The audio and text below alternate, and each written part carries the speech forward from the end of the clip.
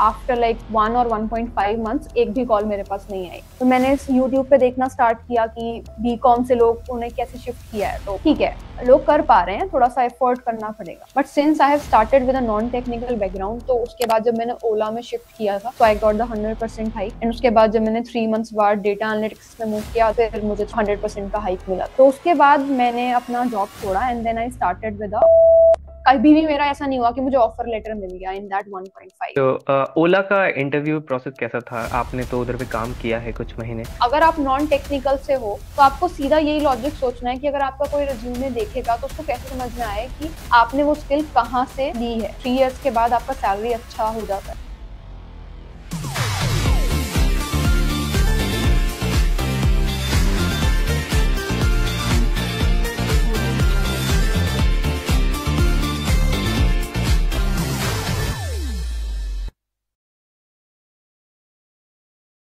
हाय मान्या, आज हमारे साथ है मान्या एंड इस पॉडकास्ट से ज़्यादा इन्फॉर्मेटिव रहने वाला है बिकॉज मान्या आज शेयर करेंगे हमारे साथ कि कैसे उन्होंने ट्रांजिशन किया है नॉन आईटी फील्ड से आईटी फील्ड में। और मान्या से इतने सारी इन्फॉर्मेशन मिलेंगे इस पॉडकास्ट से ताकि आपको समझ आए कि अगर आप भी स्ट्रगल कर रहे हो कैसे आप ट्रांजिशन करो एक आईटी फील्ड में। तो सबसे पहले तो मान्या के साथ शुरू करेंगे। Hi Manya. Thank you so much Pradeep, thank you so much for having me. Manya, इस वीडियो के जरिए हम ऑडियंस को बताना चाहते हैं कि आपने क्या स्ट्रगल किया है, लेकिन उससे पहले आपका शॉर्ट इंट्रोडक्शन जानना चाहते हैं एंड ऑल अबाउट सक्सेस में सबसे पहले इसी के साथ शुरू करते हैं। Okay.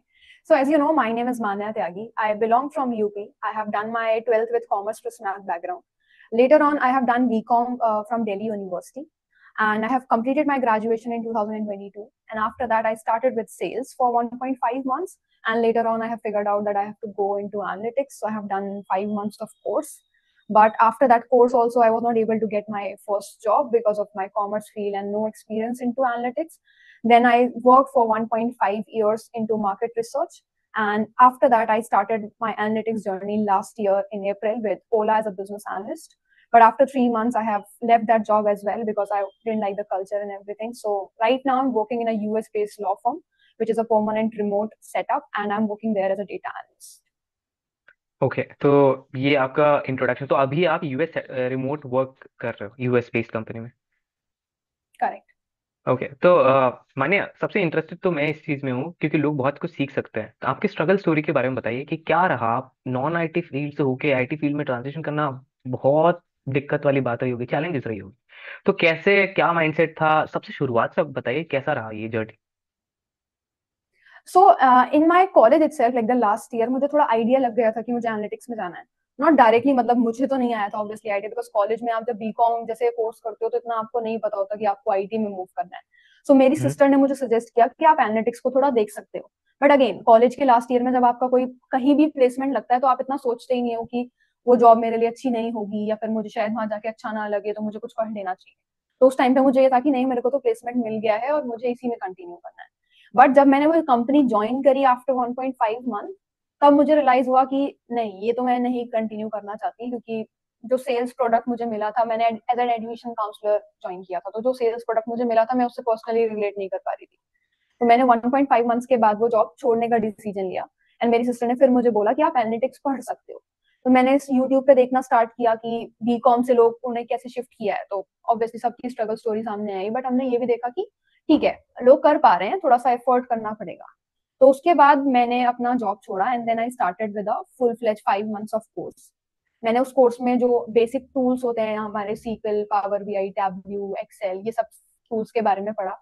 हम्म। बट प्रॉब्लम ये है कि टूल्स के बारे में मैंने पढ़ा, मुझे नॉलेज मिल गई, but if you go out और आप जॉब ढूंढने की स्टार्ट करते हो तो फिर आपको जॉब कोई नहीं देता बिकॉज आपके पास नॉन टेक्निकल का स्टैम्प है। तो मैंने बहुत कोशिश करी, अपना सीवी उस हिसाब से बनाया, आई start looking for the job, but after like 1 और 1.5 मंथ्स एक भी कॉल मेरे पास नहीं आई। रीजन एक भी बहुत सिंपल था, नहीं। मुझे पता भी था कि नहीं, एक भी नॉट अ कॉल नहीं। Single call, not a single call. जो मेरा कोर्स था वो 5 मंथ्स का, उन्होंने भी मेरे को बोला था कि हम आपको जॉब देंगे एंड ऑल ऑफ दैट अगर आप एक एग्जाम क्लियर कर लेते हो। तो 200 स्टूडेंट्स के बैच में से सिर्फ 3 लोगों ने वो एग्जाम क्लियर किया, उसमें से एक मैं भी थी। बट स्टिल वो जॉब नहीं दे पाई, क्योंकि जॉब देना, आई पर्सनली फील, किसी के हाथ में नहीं होता। वो लोग आपकी हम्म। हेल्प कर सकते हैं इंटरव्यू सेटअप वगैरह कराने में। और उस टाइम पे 2022 की ये बात है, तो थोड़ा सा मार्केट भी इतना अच्छा नहीं चल रहा था। एंड उन्होंने जो शॉप शेड्यूल भी कराई मेरी, वो दैट इज इनटू मार्केटिंग और एचआर और समथिंग, वो कोर एनालिटिक्स नहीं था। एंड उस टाइम पे ओके। जो एक दो मुझे जॉब ठीक भी लगी, वो भी मेरे से क्रैक नहीं हुआ, टू बी वेरी ऑनेस्ट, वो इंटरव्यू क्रैक नहीं हुआ। तो उस टाइम पे मुझे ये था कि अब तो 5 मंथ हमने तैयारी भी कर ली है, हमें स्किल्स भी आती हैं, इंटरव्यू क्रैक क्यों नहीं हो रहा है? क्योंकि आपको एक्सपीरियंस नहीं है टेक्निकल इंटरव्यू देने का। एक दो आपको अपॉर्चुनिटी मिली, वो भी आप क्रैक नहीं कर पाए। तो मुझे ये था कि अब बहुत ज्यादा गैप बढ़ने लगा है, क्योंकि आपकी ग्रेजुएशन जून में खत्म हो गई है ना, अब आपको दिसंबर आ गया और आप फिर भी जॉब नहीं कर रहे हो, तो वो आप शो नहीं कर पाते अपने सीवी में basically. Then I start looking for other jobs, मतलब जो थोड़ी बहुत भी मेरे डोमेन से रिलेटेड हो, जिससे कि एटलीस्ट मेरा गैप शो ना हो और एटलीस्ट मैं अपना कॉर्पोरेट तो स्टार्ट कर सकूं। तब हम्म। मुझे एनएलएक्ट में as a graduate trainee opportunity मिली, and that is also not direct.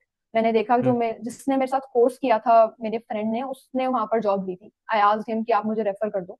तब रेफरल से मेरे को वहां पे ट्रेनिंग की opportunity milli.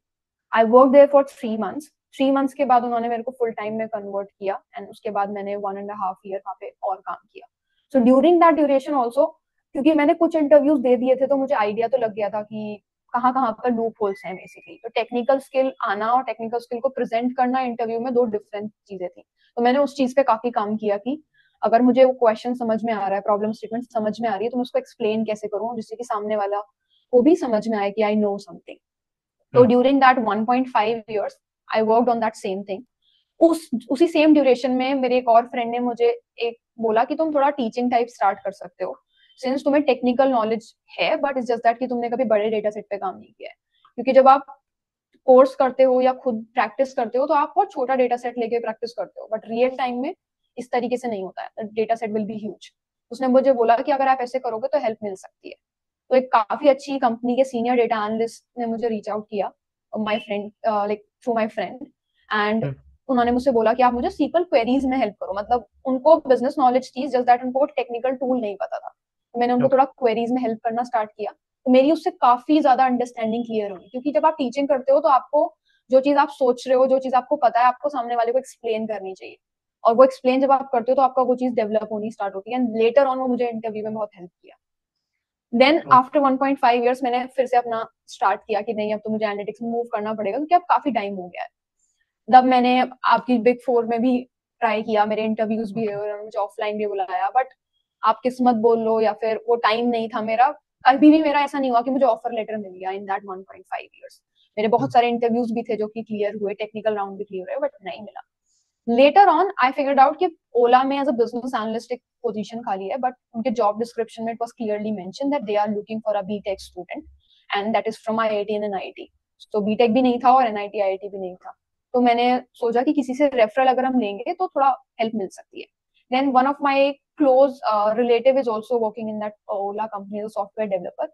So he help नहीं कि ठीक है, मैं आपका रेफरल की बात कर सकता हूँ। उन्होंने मेरा छोटा सा इंटरव्यू लिया, जिससे कि वो देख पाए कि नॉलेज लेवल मैच हो रहा है या नहीं। एंड उसके बाद मैंने ओला में अपना इंटरव्यू दिया। There was like 3-4 round, and then like after that much of struggle, मुझे फर्स्ट एनालिटिक्स जॉब मिला एज अ बिजनेस एनालिस्ट।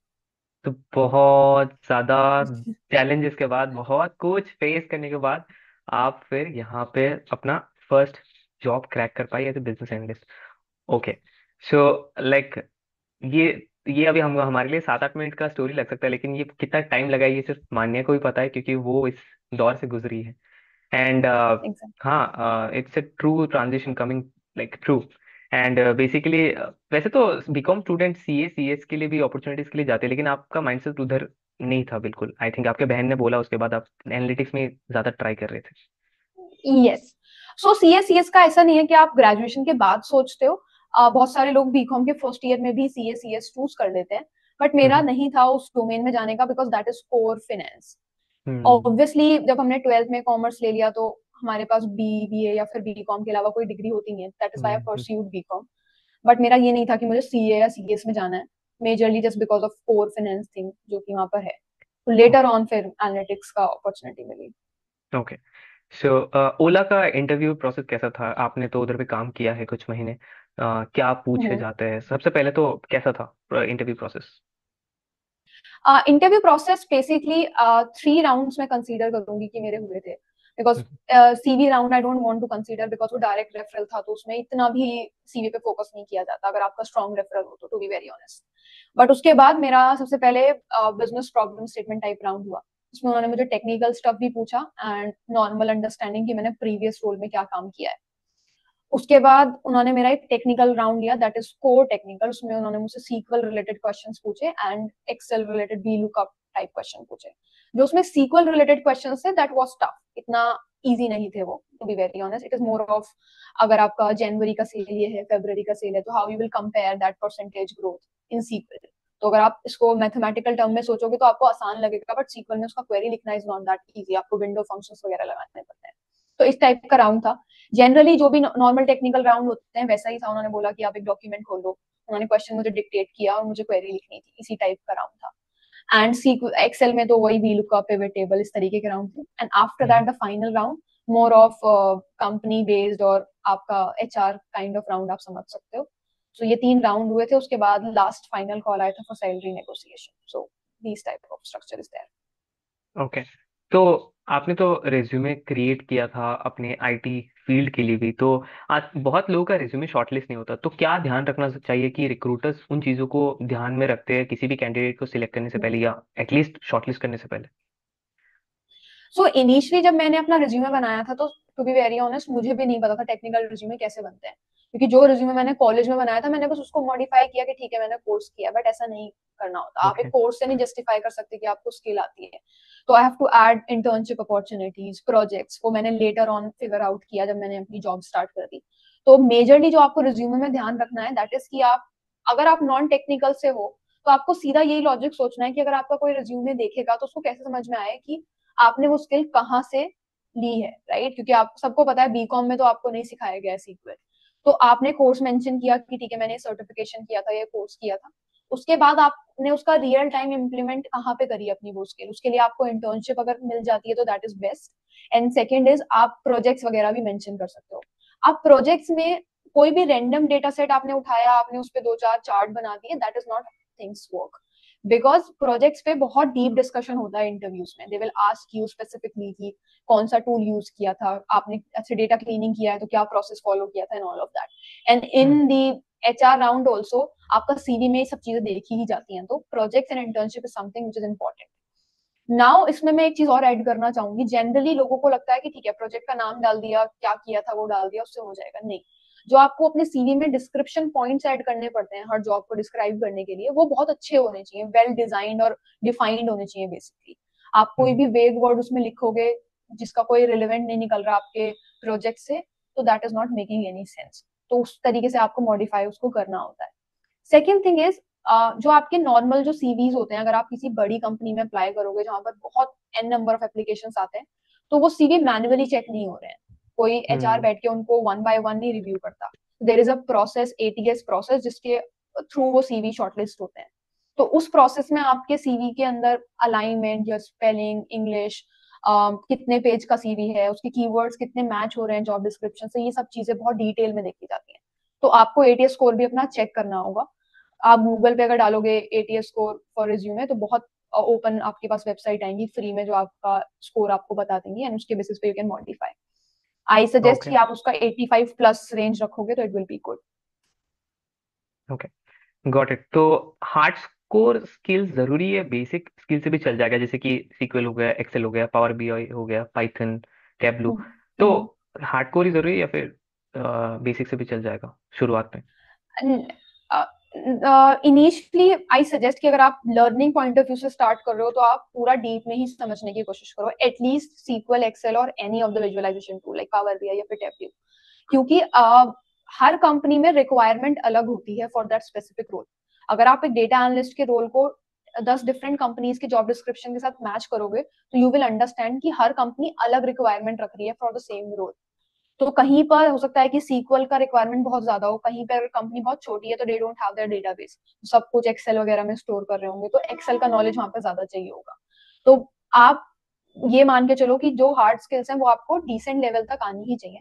उसके बाद जो भी आप कंपनी में अप्लाई करोगे अकॉर्डिंगली आप प्रिपेयर करके अपना इंटरव्यू दे सकते ओके।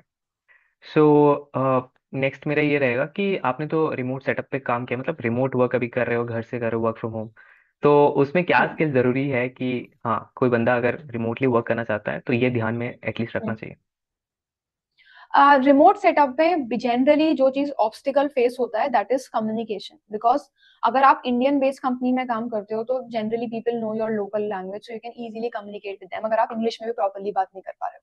सो कम्युनिकेशन एक समथिंग जो आपको बहुत अच्छे से आना चाहिए, क्योंकि आप यूएस क्लाइंट्स के साथ बात कर रहे हो या किसी भी फॉरेन कंपनी के साथ बात कर रहे हो। That is first thing. During that interview also, जब आप किसी यूएस बेस्ड कंपनी के लिए इंटरव्यू दोगे तो कुछ चीजें हैं जो बेसिक हाइजीन हम कंसीडर करते हैं इंटरव्यूज के लिए। फॉर एग्जाम्पल, आपका कैमरा ऑन होना चाहिए। बाहर के लोगों को ही बिल्कुल नहीं पसंद कि आप कैमरा ऑफ करके इंटरव्यू दो। उसके बाद you will be having a decent background, आपका जो एंगल होना चाहिए दैट शुड बी फाइन। आप लैपटॉप से इंटरव्यू दो, एक क्वाइट प्लेस पे बैठ के इंटरव्यू दो, बिकॉज ये सब चीजें आपका इन्वायरमेंट डिफाइन करती हैं। वर्क फ्रॉम होम में आपके पास एक प्रॉपर एनवायरनमेंट होना बहुत जरूरी है, क्योंकि आप थ्रू आउट योर एक्सपीरियंस आप उसी सेटअप में काम करने वाले हो। तो अगर आप उनको ये दिखा रहे हो कि आपके पास तो एक ऐसी जगह भी नहीं है जहां आप बैठ के इंटरव्यू भी दे सको, तो it will be very difficult. So इस चीज का आप थोड़ा ध्यान रख सकते हो। Second is generally they will ask you कि आपको नहीं लगता कि वर्क फ्रॉम ऑफिस करना ज्यादा सही रहता है because socialization and all of that. तो आपको थोड़ा बताना पड़ेगा कि क्यों आप वर्क फ्रॉम होम सेटअप में रहना चाहते हो। इसमें थोड़ा आप बोल सकते हो कि डिफरेंट कल्चर के लोगों से बात करने का टाइम अपॉर्चुनिटी मिलती है बाहर के लोगों से, इस तरीके की चीजें आप बोल सकते हो इसमें। Third is they will mostly ask you about your internet connection, जहाँ एरिया में आप रहते हो वहाँ लाइट एंड ऑल का प्रॉब्लम ज्यादा तो नहीं रहता एंड ऑल ऑफ दैट। सो एक ये चीज भी पूछी जा सकती है। एंड लास्ट इज कम्युनिकेशन, वो तो इम्पोर्टेंट है थ्रू आउट द हाँ, प्रोसेस। कम्युनिकेट हमेशा करना पड़ेगा एंड इंटरनेट करेक्ट। हमेशा रहना पड़ेगा। अगर ये दो चीज अगर नहीं होगी then how will you manage. That's true. Exactly. Okay. So मोटा मोटा तौर पे समझ लेते हैं कि शुरुआत में जब आपने स्टार्ट किया था salary versus this time, what around at least कोई एक्सपेक्ट कर सकता है 3 साल 4 साल के एक्सपीरियंस के बेसिस पे या 2 साल के एक्सपीरियंस के बेसिस अगर आप कोर एनालिटिक्स से स्टार्ट करते हो अपना करियर, बिल्कुल like your fresher career is also started पे? From analytics, so three years के बाद आपका सैलरी अच्छा हो जाता है। But since I have started with a non technical background, तो उसके बाद जब मैंने ओला में शिफ्ट किया था, so I got the 100% hike. And उसके बाद जब मैंने 3 मंथ्स बाद डेटा एनालिटिक्स में मूव किया, फिर मुझे 100% का हाइक मिला था। So I have started with, जो मेरा ट्रेनिंग के टाइम पे मेरा सैलरी था, it was 14,000 for 3 months. Okay. And उसके बाद इट वाज 3 LPA। तो अकॉर्डिंगली आप कर सकते हो कैलकुलेशन, अभी डिसेंट है। बट आई डोंट से कि ये बहुत मार्केट स्टैंडर्ड से मैच करता है, बिकॉज अगर आप फुल्ली एनालिटिक्स से स्टार्ट करते हो तो हो सकता है कि it will be more than what I am getting right now. Okay.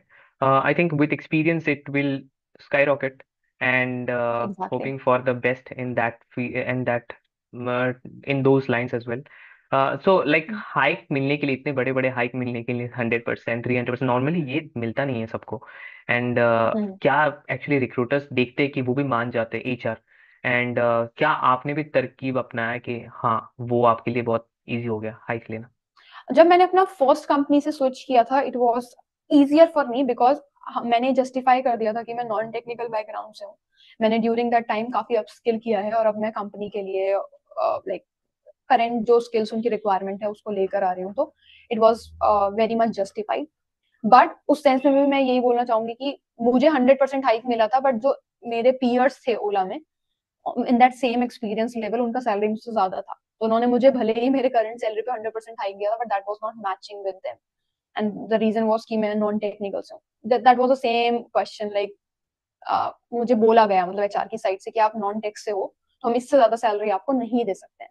तो 100% सुनने में लगता है बहुत बड़ा नंबर है, बट आप ये भी देखो कि किस बेस पे। That is first thing. Hmm. Hmm. Second is, जब मैंने ओला के बाद स्विच किया, सो इट वाज थोड़ा सा डिफिकल्ट हुआ था ऑब्वियसली, बट मैंने, क्योंकि आपने 3 मंथ की ड्यूरेशन में ही स्विच कर दिया तो पहले तो आपको वो एक्सप्लेन करना पड़ेगा। सेकेंड इज कि आपने 3 मंथ में ऐसा क्या चेंज कर लिया जिसके बेसिस पे हम आपको 100% हाइक दे दें। तो उस टाइम पे भी मैंने एक्सप्लेन किया कि ये टूल्स है मैंने जो नए सीखे हैं ऑल ऑफ दैट। एंड जो मेरा करंट कंपनी है उसका उनका थोड़ा पे स्ट्रक्चर डिफाइंड था कि हम इतना देते ही हैं। जो उनका बेस अमाउंट था, that was for me it was 50-60% hike already. तो मैंने थोड़ा पुश किया तो वो हो गया। पर थोड़ा आपको कम्युनिकेशन करना पड़ता है ये कि हम इतना एक्सपेक्ट कर रहे हैं।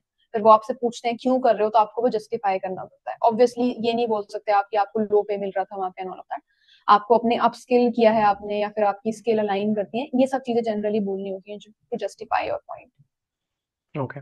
सो मान्या, इतना कुछ तो जाना है जो लोग ये वीडियो देख रहे हैं। One final piece of advice जो ट्रांजिशन करना चाहते हैं एंड जो एक्सपोजर लेना चाहते हैं इस फील्ड में, आईटी फील्ड में, नॉन आईटी फील्ड से, तो एक last final piece of advice.